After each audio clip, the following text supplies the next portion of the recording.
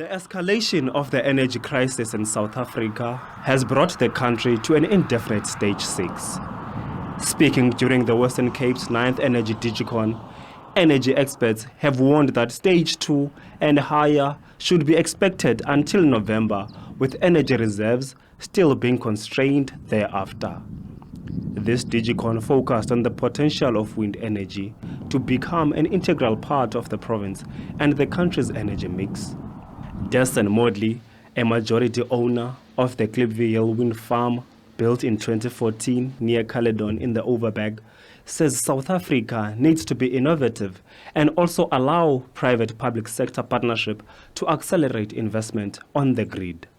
The generation picks up in the late afternoon. So the x-axis is each hour of the day, and the grayed portions are showing you the two peaks that we have, the early morning peak and the late afternoon peak. So what I'm taking away from the chart, and I'd like to ask you to look at, is that wind and solar complement each other. So obviously once the solar generation picks up during the course of the day, when it starts tailing off, wind in the Western Cape picks up. So the Klipville wind farm generates 32% of its total generation in the peak periods of the morning and the evening.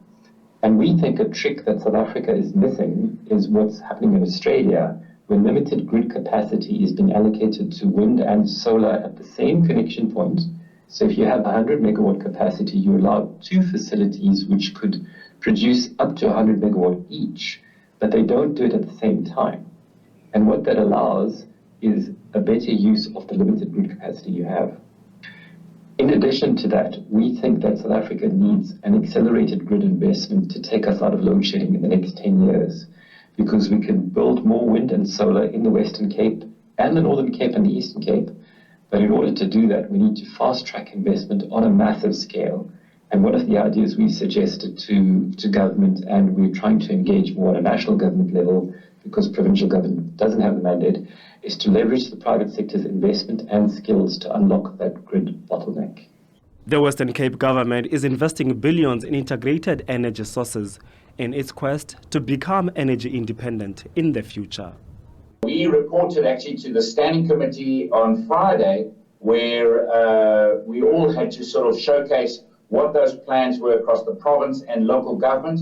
An interesting number that came out for me across the whole of this province, between municipalities and the province, we are nearly budgeting 7 billion rand over the next 3 years as budgets towards really building that resilience going forward and mitigating and trying to end load shedding as quickly as possible. But again, it's not a quick fix. These things do take time.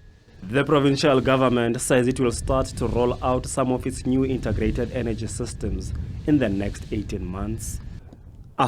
Thule Joga, SABC News, Cape Town.